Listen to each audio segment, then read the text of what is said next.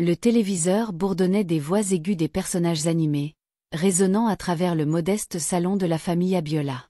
La lueur de l'écran vacillait sur les visages des jumeaux de 10 ans, Johnson et Jonathan, qui riaient aux éclats devant les pitreries ridicules d'un renard de dessin animé qui venait de tomber dans une marmite de riz jollof. Leur joie emplissait l'air, seulement interrompue par leurs chamailleries occasionnelles sur qui avait tenu la télécommande en dernier. « Johnson, tu as encore appuyé sur pause. » Ce n'était pas moi, c'était Jonathan. Leur mère, Mama Béatrice, était assise en tailleur sur le canapé bleu délavé, épluchant du manioc dans un bol en plastique posé sur ses genoux. Elle portait une robe ample et un large sourire, visiblement amusée par les constantes disputes des jumeaux. La lumière du soleil pénétrait à travers les persiennes en bois, dessinant des rayures paresseuses sur les carreaux fissurés du sol et baignant la maison modeste d'une lueur douce. Puis, la porte d'entrée grinça. Béatrice entra, les épaules voûtées après une nouvelle journée infructueuse de recherche d'emploi. Son sac en bandoulière tomba au sol avec un bruit sourd de fatigue. Sans un mot, elle se dirigea directement vers le téléviseur. « Donne-moi ça, dit-elle, arrachant la télécommande de la petite main de Jonathan. Tante B. Non, on regardait, protesta Johnson, les yeux écarquillés de trahison. Désolée, pas aujourd'hui, répondit-elle, tapant les chaînes avec une urgence mécanique. C'est important, gémit Jonathan. C'est toujours important quand ce Gareth O parle. Tu connais son nom, hein? Taquina Béatrice en retour, un sourire en coin, alors que la chaîne passait à Continental Business Live. Les jumeaux s'affalèrent, vaincus. À l'écran, un bel homme en costume bleu marine impeccablement taillé se tenait derrière un pupitre, s'adressant à une salle pleine de journalistes et de cadres. L'arrière-plan indiquait « Rapport annuel de durabilité de Titan Holdings, discours du PDG ». Sa voix était grave et calculée, avec une prestance qui imposait le respect. Les yeux de Béatrice s'illuminèrent. Gareth O, le plus jeune PDG de l'histoire de cet empire logistique. Le milliardaire le plus froid et énigmatique de Lagos, sinon de tout le Nigeria. Un homme dont on parlait à voix basse dans les cercles d'élite, admiré sur les couvertures de magazines, et craint dans les salles de conseil.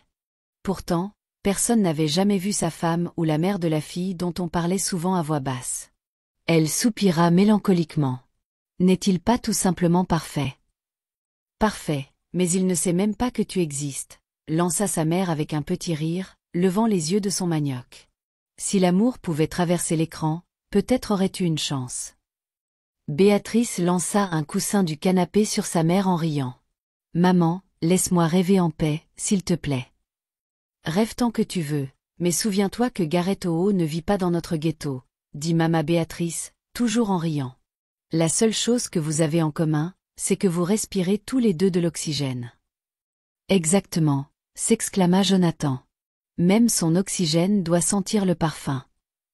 Et regarde-toi, ajouta Johnson avec un sourire malicieux.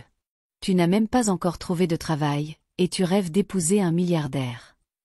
Vous êtes tellement agaçant, dit Béatrice, attachant ses tresses en chignon et se laissant tomber sur le canapé à côté d'eux. Mais elle ne pouvait s'empêcher de sourire. Jonathan lui donna un petit coup dans le flanc. Allez, dis-nous encore, comment tu te présenterais à lui? Salut, monsieur O, je m'appelle Béatrice, votre plus grande fan qui manifeste son chemin dans votre vie. Ridicule, dit Johnson, riant à en perdre le souffle. Bonjour, monsieur O, je ne travaille pas encore pour vous, mais croyez-moi, j'ai déjà conquis votre cœur. Toute la pièce éclata de rire, même Béatrice. Très bien, moquez-vous de moi, dit-elle, posant une main sur sa poitrine de manière théâtrale. Mais un jour, vous vous souviendrez de ce moment. Vous vous rappellerez quand Béatrice Abiola est passée de diplômée sans emploi à épouse de Gareth O. Et nounou de sa fille, ajouta Mama Béatrice avec malice. Le sourire de Béatrice vacilla un instant. Cette mystérieuse fille. Il n'y avait jamais eu de photos, aucune apparition publique, juste des ragots et des spéculations. Certains disaient qu'elle était malade et cachée pour des raisons de confidentialité. D'autres pensaient qu'elle était élevée à l'étranger. Et le plus grand mystère de tous, qui était la mère? Elle chassa cette pensée. Un jour, murmura-t-elle dans un souffle. Puis Gareth parla de nouveau à l'écran. Chez Titan Holdings, Notre objectif n'est pas seulement la logistique, mais l'héritage. Nous ne transportons pas seulement des marchandises. Nous façonnons des avenirs. » Ces mots la touchèrent comme une prière. Béatrice se pencha, presque hypnotisée. « Façonner des avenirs », répéta-t-elle. Jonathan remarqua. « Tante B, tu es complètement partie. Tu ne clignes même plus des yeux quand il parle. » « Elle attend qu'il dise son nom », ajouta Johnson en riant. Béatrice ne répondit pas. Elle était perdue dans son monde, un monde où Gareth Oho la voyait, lui parlait, peut-être même lui souriait. Sa réalité était peut-être faite de sols poussiéreux et de peintures écaillées, mais dans son esprit, elle se tenait devant lui dans une robe qui semblait faite pour le destin. La pièce éclata de nouveau en taquinerie, mais elle s'en moquait, car au fond de son cœur, Béatrice savait que son histoire était sur le point de commencer.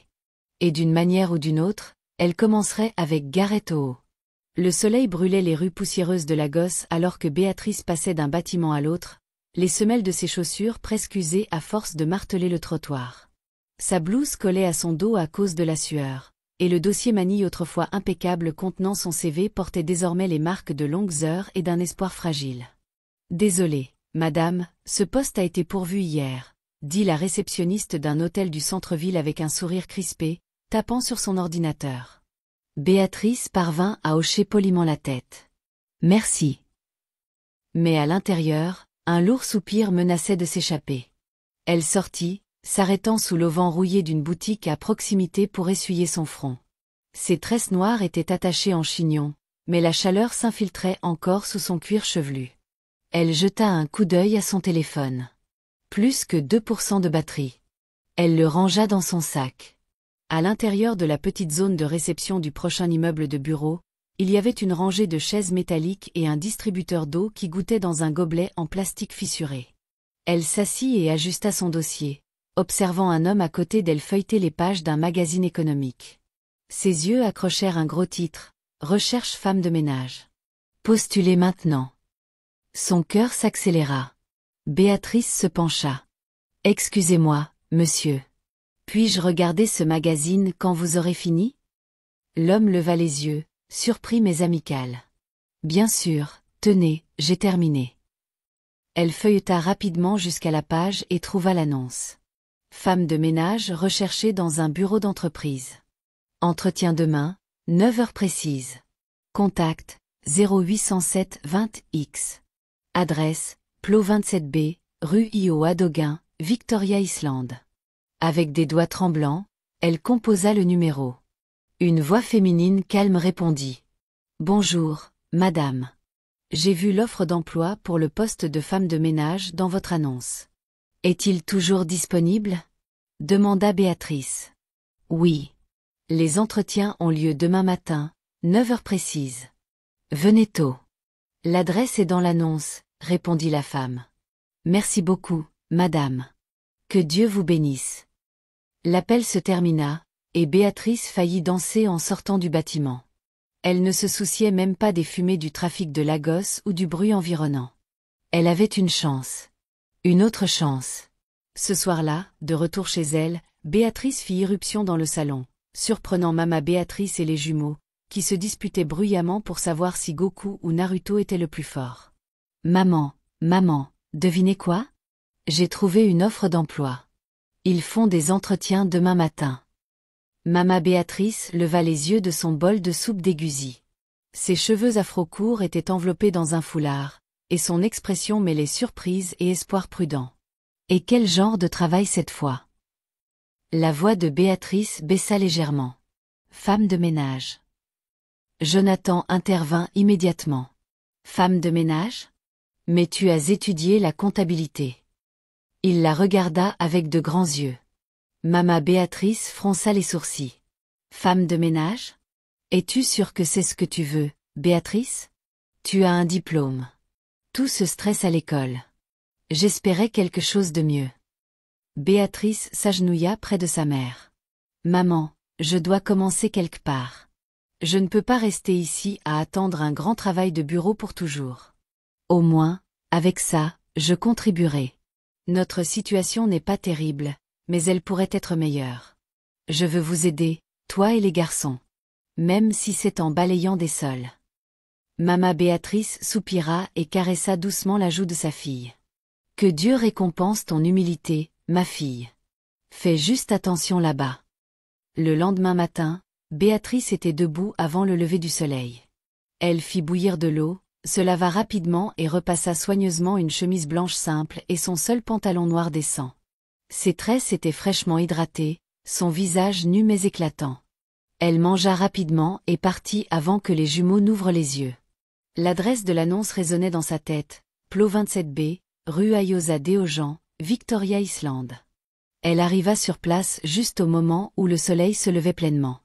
Lorsqu'elle leva les yeux vers l'immense bâtiment de verre et d'acier qui se dressait devant elle, sa mâchoire se décrocha. Une enseigne brillante à l'entrée du gratte-ciel indiquait « Titan Holdings ». Elle cligna des yeux rapidement. Ce n'est pas possible. Elle avança, le cœur battant. Des gardes de sécurité en uniforme noir se tenaient aux portes, et des cadres bien habillés passaient par les portes tournantes. Elle vérifia l'annonce dans le magazine. Même adresse. Jésus. Titan Holdings, murmura-t-elle. Sa bouche s'assécha. C'était son entreprise. Gareth Oho. Le même Gareth Oho qui hantait son écran de télévision. Le même homme dont le sourire la faisait fondre chaque fois qu'elle le voyait sur la chaîne économique. Ses mains tremblaient légèrement alors qu'elle les pressait contre sa poitrine. Ah!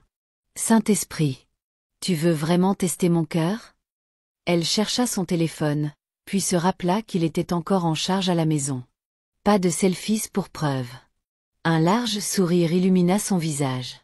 Je dois obtenir ce travail, par la force, même si c'est juste pour être près de Gareth, balayer ses sols et respirer le même air que lui. Elle regarda à nouveau le bâtiment. L'acier reflétait le soleil matinal, audacieux et fier, tout comme Gareth.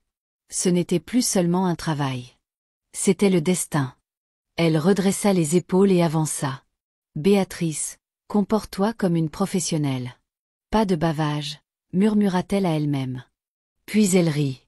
Le garde de sécurité à l'entrée pencha la tête vers elle. Vous allez bien, madame? Elle sourit. Oui, je suis ici pour l'entretien. Et avec cela, Béatrice franchit les portes de Titan Holdings, entamant sans le savoir un voyage qui bouleverserait son monde jusqu'à son essence même. Béatrice se tenait dans la réception immaculée de Titan Holdings, ses tresses noires soigneusement attachées en un chignon modeste, ses mains tenant ses diplômes et une copie de son CV. Les portes vitrées scintillaient derrière elle, et une odeur de polish au lavandin emplissait l'air.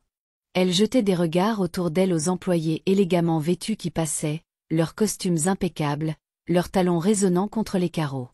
Béatrice appela une femme depuis le couloir. « Oui, madame », répondit-elle rapidement. La femme la conduisit dans un bureau élégant au 2e étage.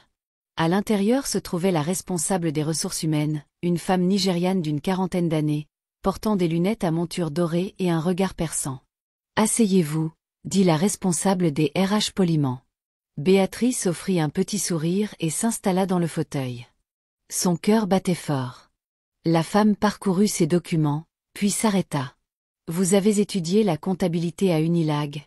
demanda-t-elle, les yeux plissés. « Oui, madame. » Mention très bien. « Et vous avez la certification NISC ?» « Oui, madame. » La responsable posa les papiers et la regarda directement. « Alors, pourquoi postulez-vous pour être femme de ménage ici ?» Béatrice soutint son regard. « Madame, les choses n'ont pas été faciles à la maison. Ma mère ne travaille plus, et nous avons des factures. J'ai juste besoin de commencer quelque part, même modestement. » La femme cligna des yeux, visiblement impressionnée. « Vous êtes très qualifiée, je dois dire. »« Merci, madame. » Il y eut un bref silence. Puis la responsable prit un formulaire et le lui tendit. « Vous nettoierez l'aile exécutive au 3e étage, y compris le bureau du PDG et ceux des autres cadres supérieurs. Le travail commence demain.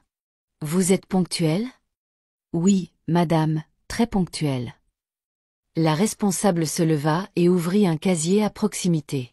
Elle en sortit un uniforme noir soigneusement plié. « Voici ce que portent nos femmes de ménage, » dit-elle. « C'est l'uniforme standard ici. Nous sommes une organisation d'entreprise. Les femmes de ménage doivent avoir une apparence professionnelle. Béatrice prit l'uniforme avec précaution. C'était une tenue noire complète, une chemise à manches longues avec des plis délicats et un pantalon ajusté avec un logo sur la poche de poitrine. Mais le tissu semblait robuste, industriel, uniforme. Elle cligna des yeux. Donc, c'est ce que je vais porter. Oui, c'est obligatoire. Béatrice déglutit. Ce n'était pas ce qu'elle imaginait lorsqu'elle rêvait de travailler dans un bureau, mais c'était ainsi. D'accord, madame, je comprends. La responsable sourit. Vous êtes courageuse, Béatrice.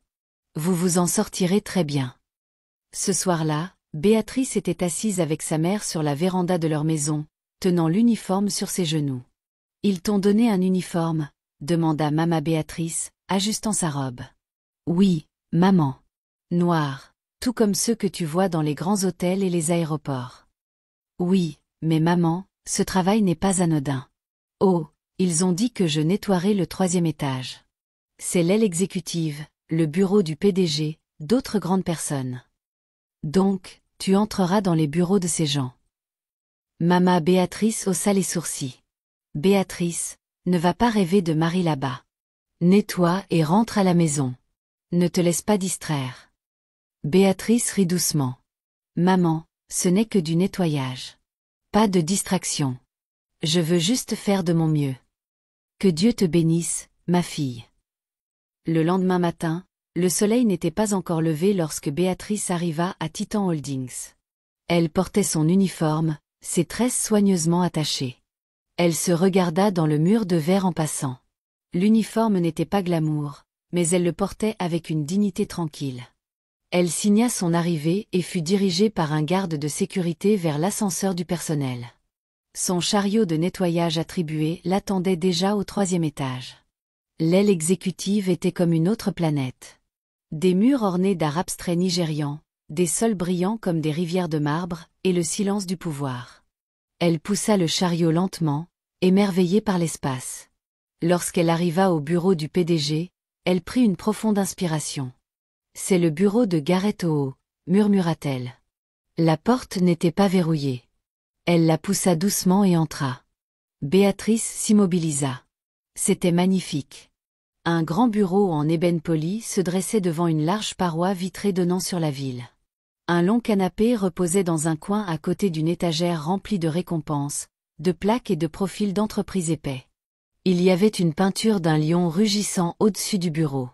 Tout dans le bureau sentait la richesse et la précision. Ah, soupira Béatrice. Regarde ce bureau. Ce n'est pas juste un bureau. C'est un autre monde. Elle avança le chariot et commença à dépoussiérer délicatement les meubles. Ses yeux parcouraient la pièce, mémorisant chaque recoin. Puis elle remarqua quelque chose sur le bureau, un cadre photo. Elle s'approcha. C'était une photo de Gareth. Cette barbe, ce sourire charmant. À côté de lui se tenait une femme splendide dans une robe rouge et une petite fille d'environ 8 ans portant une robe assortie, ses cheveux en choux afro-soignés. Le cœur de Béatrice s'emballa. Non, non, non. Elle serra le chiffon de nettoyage dans sa main. Ses yeux piquaient. Il est marié et a un enfant. Elle recula lentement, clignant des yeux. Donc, tout ce béguin était pour rien.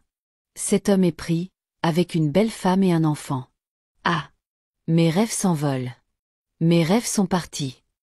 Elle tourna en rond, comme pour assimiler le poids de sa déception. Tout ce regard par la fenêtre. Tous ces rêves éveillés. Je pensais même que peut-être un jour, peut-être, juste peut-être. Et, Béatrice, tu ne vas pas bien. Elle arpenta le bureau, tenant toujours le chiffon comme une arme. Puis elle s'arrêta et fixa à nouveau la photo. Ce n'est pas si grave, murmura-t-elle. Je peux toujours admirer de loin. Peut-être pas de l'amour, mais les yeux peuvent regarder, et Gareth vaut le coup d'œil. Elle expira lentement, hocha la tête pour elle-même et retourna à son travail. Son cœur souffrait encore, mais ses mains bougeaient avec grâce. Si elle ne pouvait pas l'aimer, elle le respecterait. Et peut-être, juste peut-être, l'histoire n'était pas encore terminée. Béatrice tenait le balai comme s'il s'agissait d'un instrument délicat. Le soleil matinal glissait à travers les fenêtres du 3e étage, projetant des stries dorées sur les carreaux brillants. Elle s'adaptait bien à son nouveau rôle, malgré la déception qui s'accrochait encore à son cœur. Les couloirs de Titan Holdings étaient trop élégants, trop beaux pour correspondre à son modeste uniforme noir et ses gants de travail. Pourtant, elle était là, nettoyant les bureaux des cadres les plus riches du Nigeria, y compris celui du mystérieux et terriblement séduisant Gareth Owo. Après avoir terminé ses tâches au 3e étage, elle descendit l'escalier large jusqu'à la zone de la cuisine. L'odeur de désinfectant frais se mêlait à celle des viennoiseries de petit-déjeuner provenant de la salle de pause. Elle passa devant la cuisine industrielle et trouva une femme petite et ronde, dans la trentaine, fredonnant en essuyant les comptoirs. Son uniforme noir avait les manches retroussées, et un foulard coloré était noué autour de sa tête. « Bonjour », salua Béatrice doucement. La femme se retourna avec un grand sourire. « Ah, tu es la nouvelle belle-fille qui nettoie, Abby ? J'ai entendu dire que t'es une bombe. » Béatrice rit, prise au dépourvu. « Oui, j'ai commencé aujourd'hui. Je m'appelle Béatrice. »« Ah, moi, c'est Alice, » dit la femme avec fierté, frappant son chiffon humide sur le comptoir avec une exagération théâtrale. « Je balaie la cour, je nettoie la cuisine, et parfois je lave les assiettes des ogas. Mais j'aime ça comme ça. Le travail ne me stresse pas trop. » Elles rirent ensemble, l'atmosphère se détendant. Alice avait une façon de parler qui réchauffait instantanément les cœurs. Son pidgin était fluide, dramatique et souvent hilarant. En 10 minutes, Béatrice se surprit à s'ouvrir comme elle ne l'avait pas fait depuis des années. « T'as fait des études, Abby ? Je vois comment tu marches, comme si t'étais la patronne.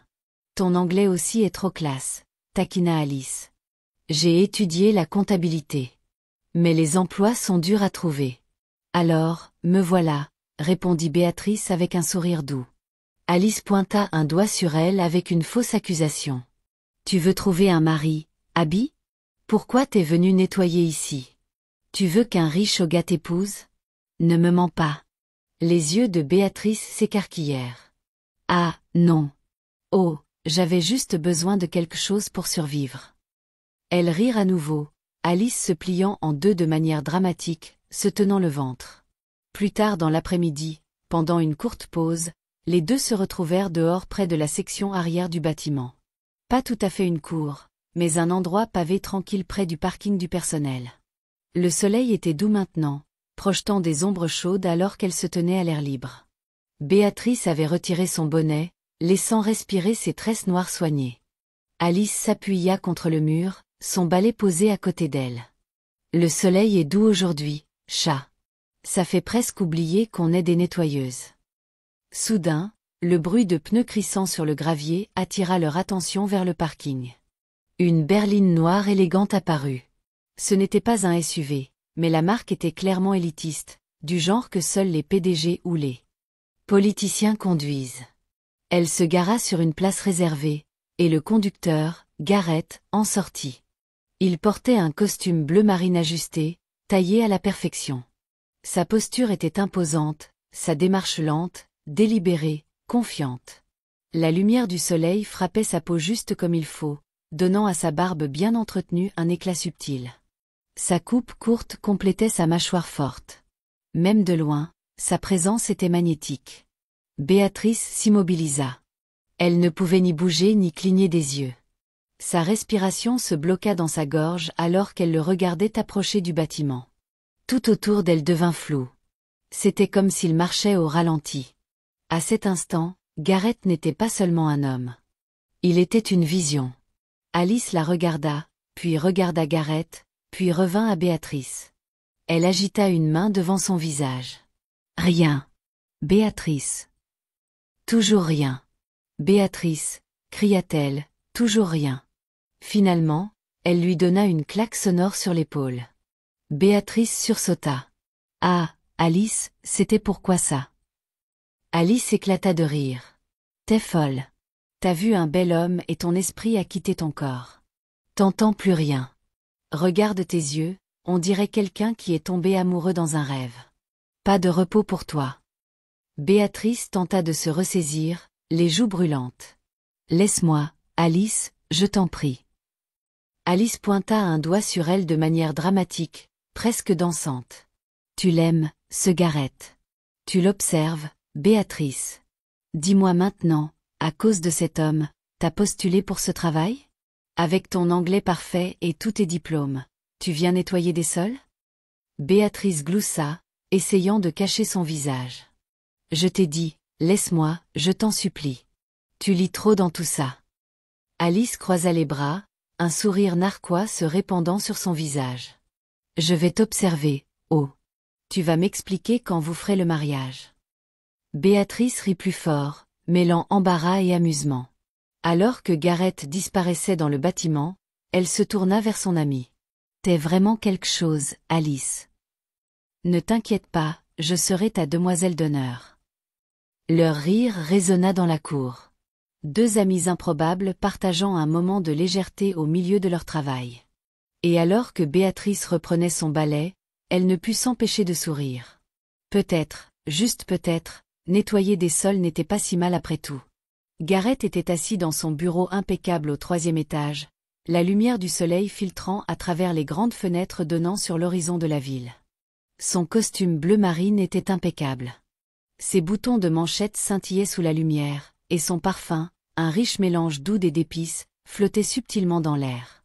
Sur son vaste bureau en acajou, les dossiers étaient empilés avec une précision chirurgicale.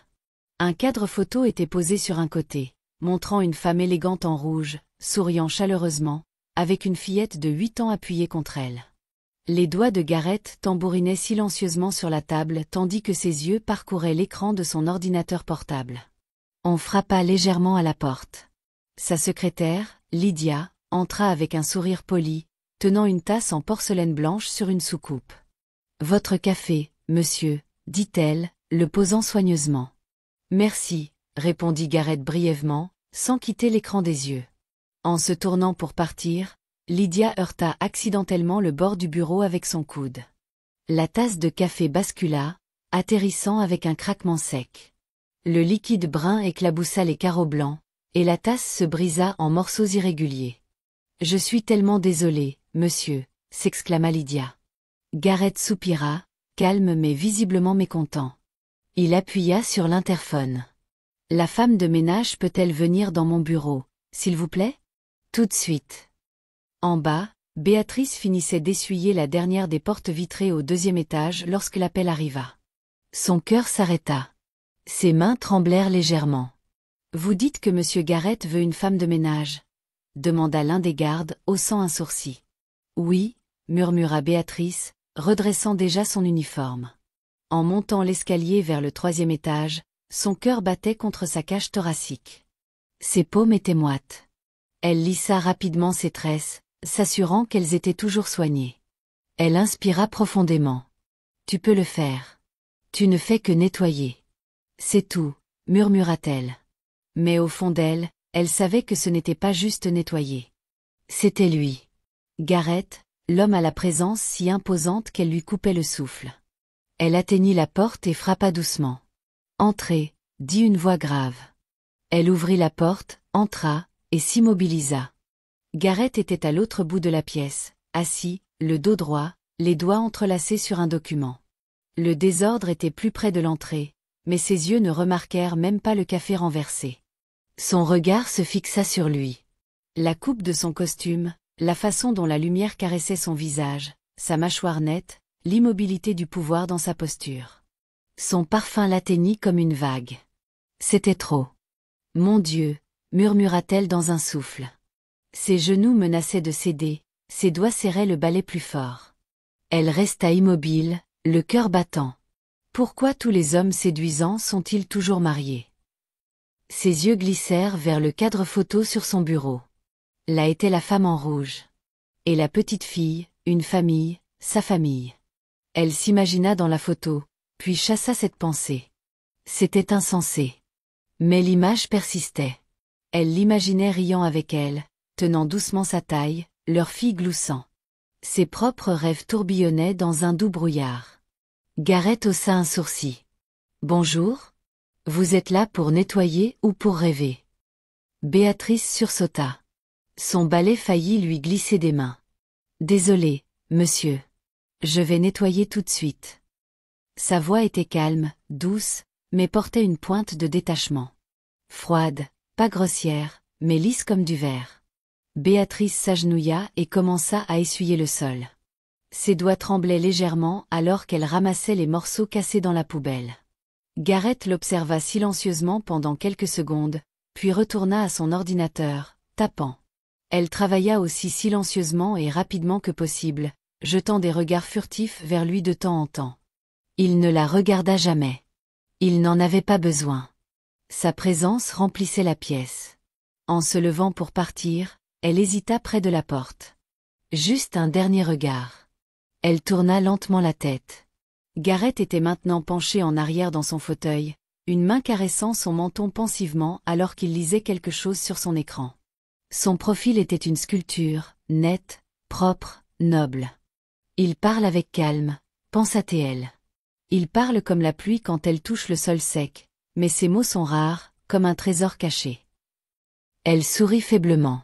« Merci, monsieur », murmura-t-elle. Il ne répondit pas, se contentant d'un léger hochement de tête sans la regarder.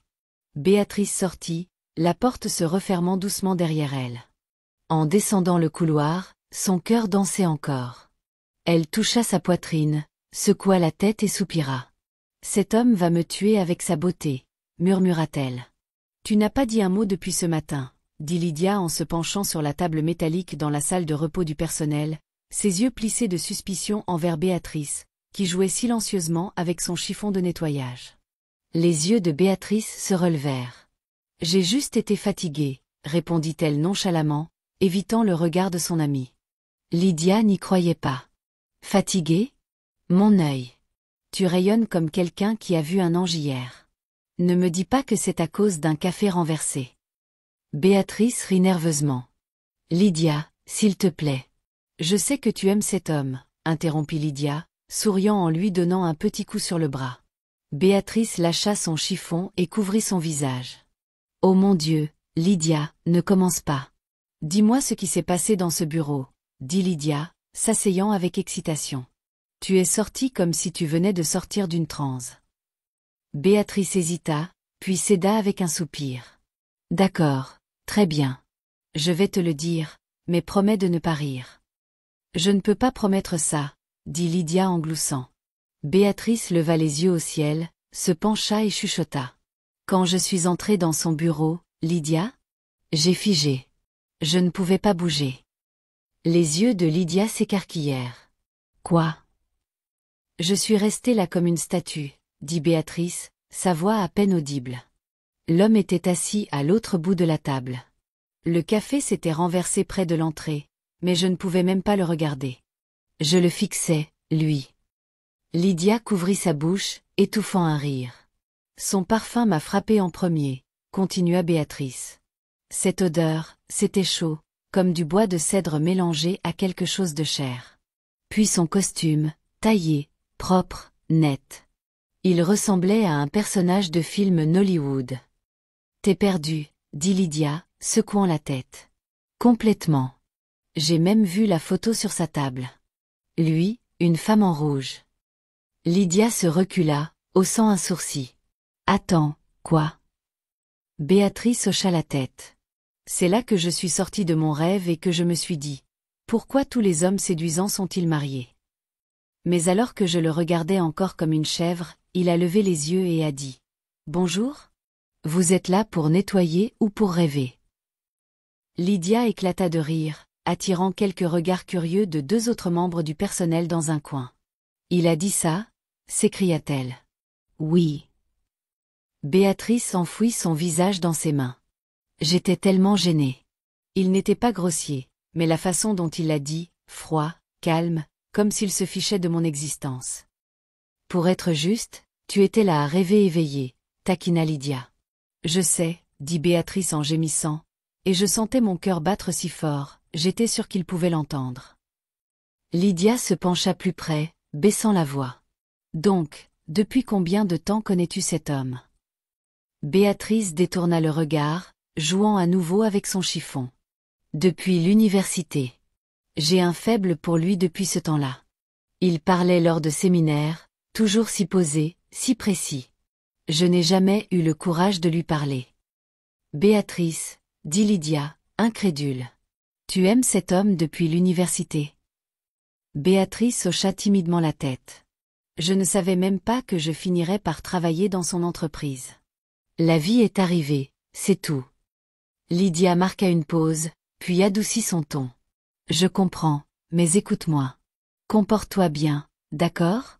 Un homme comme ça, il est hors d'atteinte. Il ne te regardera même pas, peu importe à quel point tu es belle. Je sais, dit Béatrice avec un petit sourire. Je me le suis dit 1 million de fois. Puis sa voix baissa à un murmure. Mais Lydia, il est marié. La tête de Lydia se tourna vers elle, ses yeux écarquillés d'alarme. Chut! Ne dis pas ça ici. Béatrice cligna des yeux. Pourquoi? Si quelqu'un des bureaux supérieurs t'entend, tu es fini, siffla Lydia. Même si c'est vrai, garde ça pour toi. Mais la photo. Je me fiche de la photo, gronda Lydia. Ne sois pas imprudente avec tes mots. Béatrice baissa les yeux, réprimandée. Lydia soupira. Je ne dis pas de ne pas l'admirer. On le fait tous. C'est Gareth. Il marche comme un roi et parle comme du miel, mais en gouttes. Cet homme ne dit presque pas une phrase complète dans une journée. Mais s'il te plaît, sois prudente. Béatrice hocha la tête. Je le serai. Plus tard cet après-midi-là, Béatrice se retrouva à marcher dans le couloir avec un balai à la main. Le soleil de l'après-midi se déversait à travers les murs vitrés, faisant briller tout le corridor comme un miroir poli. Juste devant, Gareth sortit de son bureau, marchant lentement vers les ascenseurs.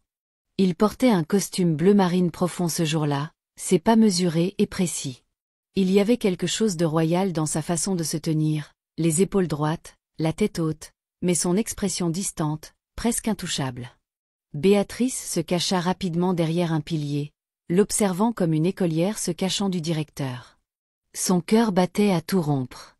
Elle s'imagina marcher à ses côtés, riant, sa main confortablement nichée dans la sienne.